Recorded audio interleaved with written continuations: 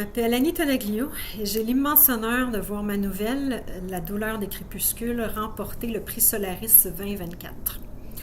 Immense honneur, c'est vraiment peu dire. De jour, moi je suis comptable, je travaille avec des chiffres, avec des normes.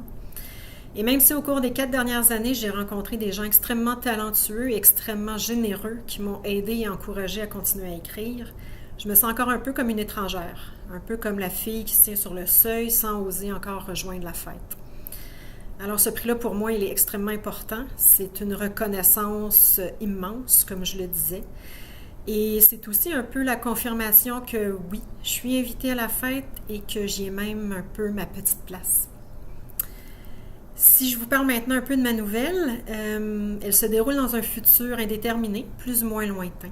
Des humains ont quitté la Terre pour explorer les étoiles et il y a à peu près 100 ans, certains ont décidé de s'installer sur Toka, une planète à première vue accueillante et hospitalière.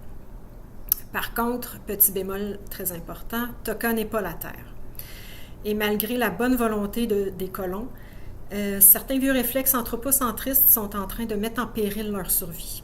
Au milieu de ça, il y a Sarah qui veille sur sa mère, cancéreuse, et qui un matin se rend compte qu'il est temps pour elle de tenir la promesse qu'elle lui a faite.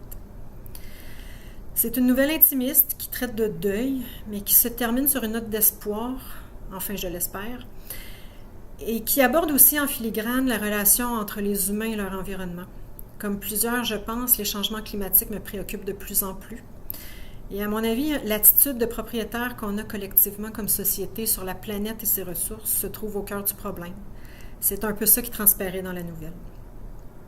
Mais je m'arrête là, j'en dis pas plus. Vous pourrez la découvrir dans le Solaris 232. Bonne lecture!